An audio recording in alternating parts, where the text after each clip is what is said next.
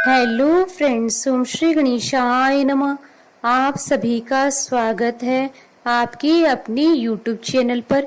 Friends, आज हम आपको इस वीडियो में बताने जा रहे हैं कार्तिक मास की बड़ी चौथ की कहानी और करवा चौथ की कथा के बारे में।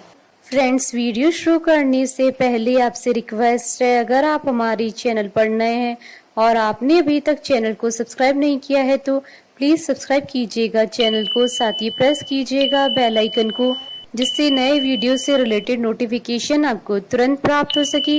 और वीडियो पसंद आने पर वीडियो को लाइक और शेयर जरूर कीजिएगा ताकि सभी भक्तों को इस वीडियो का लाभ प्राप्त हो सके। और कमेंट बॉक्स में ओम श्री गणेशाय नमः जरूर लिखिएगा। चौथ पर गणेश जी को चूरमे के लड्डू का भोग लगाया जाता है। कार्तिक मास की चौथ बड़ी चौथ होती है। जो लोग साल की 4 बड़ी चौथ का व्रत करते हैं उनमें से ये एक बड़ी चौथ होती है। इस दिन गणेश जी को चूरमे के लड्डू या चूरमे का भोग लगाया जाता है। हिंदू पंचांग के अनुसार कार्तिक मास में कृष्ण पक्ष की चतुर्थी तिथि को करवा चौथ का व्रत किया जाता है। कार्तिक मास की कृष्ण पक्ष की चतुर्थी तिथि को संकष्टी चतुर्थी, बड़ी चौथ आदि नामों से जाना जाता है। करवा चौथ का व्रत सुहागन महिलाओं के लिए बहुत मायने रखता है। इस दिन शादीशुदा महिलाएं अपने पति की लंबी उम्र और सुखी वैवाहिक जीवन की कामना के लिए निर्जला व्रत रखती हैं। इस दिन सुबह से ही महिलाएं निर्जला उपवास रखती हैं, शाम के समय व्रत कथा आदि करती हैं और रात्रि में चंद्रमा के दर्शन के बाद ही व्रत का पारण करते हैं। चंद्रमा को अर्घ्य देने के बाद पति के हाथों से जल ग्रहण करके व्रत का पारण किया जाता है। इस दिन करवा चौथ की कथा पढ़ने का विधान है। मान्यता है कि इस दिन व्रत की कथा अवश्य सुननी चाहिए। इसके साथ ही विनायक जी की भी कहानी सुनी जाती है। कुंवारी कन्याएं सुंदर, सुशील और अच्छे पति की प्राप्ति के लिए चौथ का व्रत करती हैं और स्त्रियां इस व्रत को अपनी सुहाग और पति की लंबी आयु के लिए करती हैं। फ्रेंड्स, अब आइए प्रारंभ करें करवा चौथ की कथा। एक साहूकार के 7 बेटे और एक बेटी थी। बेटी का नाम करवा था और वह बेटी अपने सातों भाइयों की बहुत लाडली बहन थी। भाई बहन हमेशा एक साथ ही भोजन करते थे। जब कार्तिक की चौथ आई तो बहन ने करवा चौथ का व्रत रखा। जब सातों भाई खाना खाने बैठे तो बहन को भी खाना खाने के लिए बुलाने लगे। इस पर उनकी माँ ने कहा कि आज इसका तो करवा चौथ का व्रत है और जब रात में चांद निकलेगा तब यह अर्घ्य देकर खाना खाएगी। इस पर भाइयों ने दूर जंगल में आग जला दी और छलनी में से बहन को चांद दिखा दिया। बहन अर्घ्य देने लगी तो उसने अपनी भाभियों को भी बुलाया, तुम भी अर्घ्य दे दो। लेकिन भाभियां कहने लगी कि ये चांद तो तेरे लिए निकला है, हमारे लिए नहीं, इसलिए तुम ही अर्घ्य दे दो। उसके बाद वह अर्घ्य देकर अपने भाइयों के साथ भोजन करने बैठ गई। बहन ने जैसे ही पहला टुकड़ा तोड़ा तो उसके ससुराल से बुलावा आ गया कि उसका पति बीमार है। लड़की की माँ ने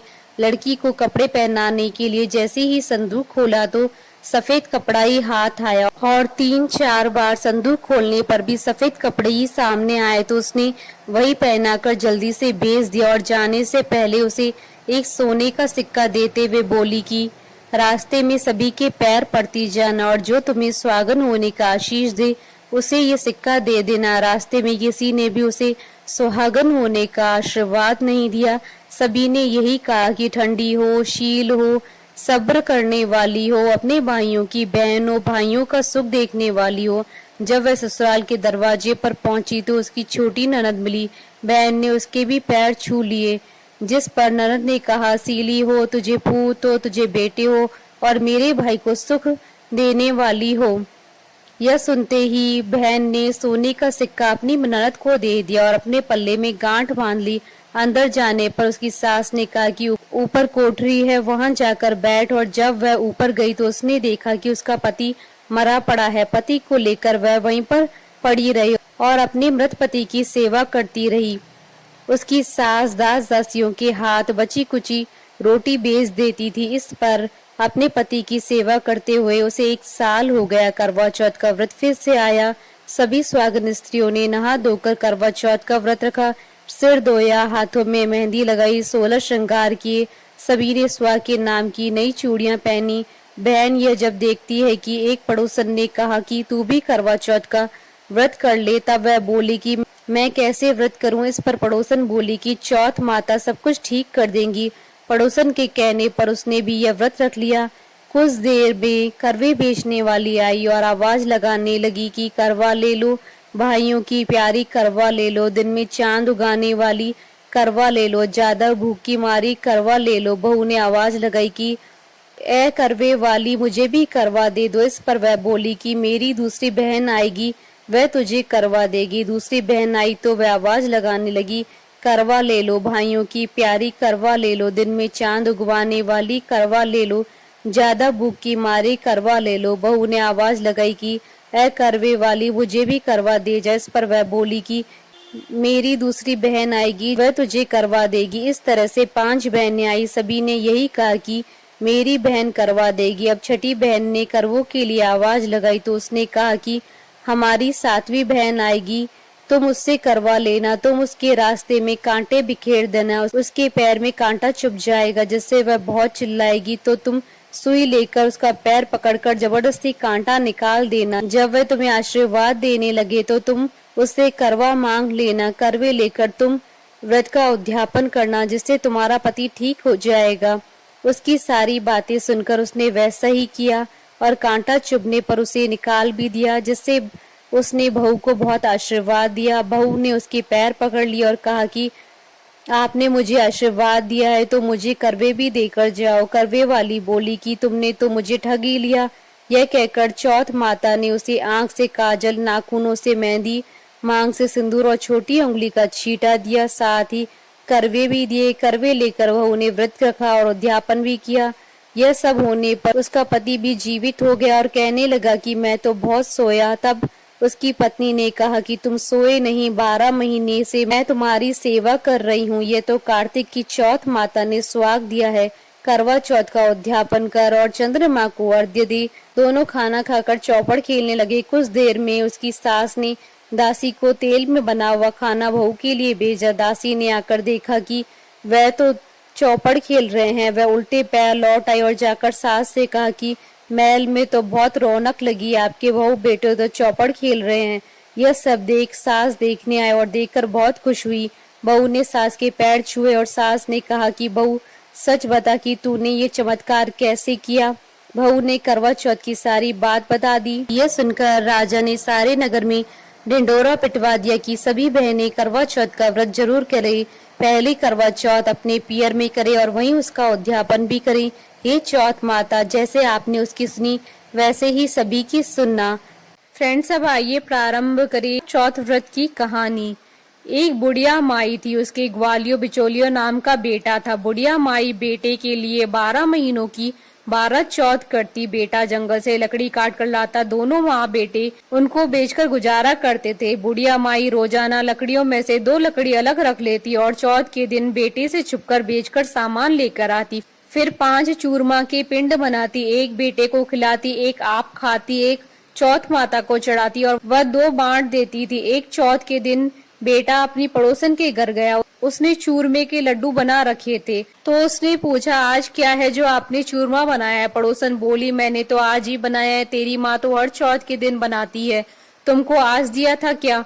बेटा बोला, दिया तो था। पड़ोसन बोली कि तुम लकड़ियां लेकर आते हो जिसमें से तेरी माँ छुपाकर बेचकर चूरमा बनाती है। बेटा माँ के पास गया, बोला कि मैं तो इतनी मेहनत से लकड़ियां लेकर आता हूँ, तुम चूरमा बनाकर खाती हो, तुम मुझको छोड़ दो या चौथ माता को। तो बुढ़िया बोली, बेटा मैं तो तेरे लिए ही व्रत करती हूँ, सो तुमको भले ही छोड़ दूं, लेकिन चौथ माता को नहीं छोड़ सकती। तब बेटे ने घर छोड़ने का फैसला किया तो माँ बोली कि तुम जा तो रहे हो, लेकिन मेरे हाथ का ये आखा लेकर जा। तेरे ऊपर जो भी संकट आएगा चौथ माता और विनायक जी के नाम से इस अखे को डाल देना, संकट दूर हो जाएगा। बेटे ने सोचा कि यह तो झूठी बात है, लेकिन बात रखने के लिए ले लिया। घर से चला, थोड़ी दूर हो गई और देखता है कि खून की नदी बह रही है, किधर से भी रास्ता नहीं था। तब उसने माँ के दिए हुए अखे को चौथ माता और विनायक जी का नाम लेकर नदी में डाल दिया और बोला, हे चौथ माता, अगर ये नदी सूखकर रास्ता दे जाए तो तुम सच्ची हो। इतने में ही नदी सूखकर रास्ता हो जाती है। थोड़े आगे चलने पर तो रात होने लगी और सुनसान जंगल आ गया। तब अखा लेकर बोला, हे चौथ माता, मुझे रास्ता मिल जाए, नहीं तो ये जानवर मुझे खाएंगे। इतने में ही रास्ता मिल गया। आगे एक राजा की नगरी आई। राजा हर महीने एक आदमी की बलि देता था। वह एक बुढ़िया के घर में गया तो देखता है कि बुढ़िया माई रोटी बनाते हुए रो रही थी। तब उसने पूछा कि माई तुम क्यों रो रही हो? बुढ़िया बोली कि मेरा एक ही बेटा है, आज वो राजा की बलि चढ़ जाएगा, मैं ये रोटी उसके लिए बना रही हूँ। वो बोला कि माई ये रोटी मुझे खिला दो, मैं तेरे बेटे के बदले चला जाऊंगा। माई बोली रोटी खिला दूंगी, लेकिन तुझे कैसे भेज दूं? उसने उसे रोटी खिला दी। रात में सोते समय बोला कि राजा का बुलावा आए तो मेरे को जगह देना। आधी रात को बुलावा आया। बूढ़िया माई सोचने लगी कि पराए पूत से कैसे बलि चढ़ा दूं, पर इतने में ही वह जग गया और जाने लगा और बुढ़िया माई से बोला कि मेरी पोटली और लाठी रखी है। बुढ़िया माई सोची कि आज तक की कोई वापस नहीं आया है, कैसे आएगा? राजा का आदमी उसे साथ लेकर चला गया। वहां पर उसे कच्चे घड़े पकाने वाले कुंड अर्थात आवा में चुन दिया। जब वो चुना जा रहा था तो उसने अखा लेकर कहा कि हे चौथ माता, दो संकट टाल दिए, ये भी तुम ही टालो। इतने में आवा पककर तैयार हो गया और 2-3 दिन बाद आवा के पास बच्चे खेल रहे थे। बच्चों ने खेल खेल में आवा पर कंकरी मारी तो उसमें से आवाज आई। बच्चों ने राजा के आदमियों के पास जाकर कहा कि आवा पक गया है। राजा के आदमियों ने सोचा कि 6 महीने में पकने वाला आवा इतनी जल्दी कैसे पक गया। उन्होंने ये बात राजा को बताई। राजा ने जाकर देखा तो सारे बर्तन सोना चांदी के कलश हो गए। वे बर्तन उतारने लगे तो अंदर से आवाज आई कि धीरे धीरे उतारना, अंदर मानस है। राजा ने सोचा कि इसमें से तो पहले तो कभी कोई ऐसी आवाज नहीं आई। राजा ने पूछा कि कौन हो तुम? तो उसने अंदर से ही कहा कि मैं तो वो ही हूँ जिसे आपने 3 दिन पहले इसमें चुनकर बलि ली थी। उन्होंने खोलकर देखा तो अंदर वही आदमी है जिसे 3 दिन पहले उन्होंने इस आवा में चुनकर बलि चढ़ाई थी। उसने सारी बात बताई। उसे महल ले जाया गया। राजा ने पूछा कि तुम कौन और बच कैसे गए? तो उसने कहा कि मेरी माँ चौथ माता का व्रत करती थी, उसी की वजह से बच गया। तब राजा ने कहा कि ये झूठ है, इसकी परीक्षा लेनी होगी। राजा ने 2 घोड़े मंगवाए, एक पर स्वयं चढ़ गया और दूसरे पर उसको चढ़ा दिया। उसके हाथों और पैरों में जंजीर डाल दी गई। राजा ने कहा कि अब अपन जंगल की तरफ चलते हैं। अगर जंजीरें खुलकर मेरे हाथों पैरों में आ जाएंगी तो तुम्हारी माँ की चौथ माता सच्ची। थोड़ी दूर चलने पर ऐसा ही हो गया। राजा के हाथ पैरों में जंजीरें जकड़ गई। फिर उस लड़के ने बड़ी मुश्किल से राजा को वापस राजमहल पहुंचाया और जाने लगा। तब राजा ने उसे रोकने के आदेश दिए। फिर राजा ने उसे अपनी बेटी के साथ विवाह करने के लिए कहा तो उसने सहर्ष ही स्वीकार कर लिया। राजा ने उसे उसी महल में रहने के लिए अलग से सारे साधन उपलब्ध करवा दिए। वह राजकाज में सहयोग करने लगा। कुछ महीनों बाद उसे घर की याद आई। एक दिन मौसम बहुत खराब हो रखा था, चारों ओर बिजलियां कड़क रही थी। उसे अपनी माँ की याद आई तो उसने अपनी पत्नी से कहा कि आज तो बिजली मेरे गांव की तरफ चमक रही है। तो उसकी पत्नी यानी राजा की बेटी ने कहा कि आपके गांव भी है क्या? तो उसने बताया हाँ। उसने अपनी माँ के बारे में बताया। फिर कहा कि गांव चलेंगे। दूसरे दिन सुबह वे गांव के लिए रवाना हुए तो राजा ने खूब सारा धन देकर उन्हें विदा किया। गांव के समीप पहुंचने पर लोगों को पता चल गया उसकी माँ से बुढ़ापे में लकड़ियां तो कटती नहीं थी, इसलिए गोबर के उपले बनाकर उसे बेचकर जीवन यापन कर रही थी। वह उपले बीन कर ला रही थी तो पड़ोसन ने बताया कि बुढ़िया माई तेरे बेटे बहू आ रहे हैं। तो उसने कहा कि मेरे भाग्य में बेटे बहू कहाँ, एक बेटा था जिसे भी तुमने लगा बुझा के निकाल दिया। तो उसने कहा कि मैं सच बता रही हूँ, विश्वास नहीं हो तो देख लो। बुढ़िया ने छत पर जाकर देखा तो सच में गांव की तरफ एक लश्कर आ रहा था। घर आकर बेटे बहू ने पांव छुए।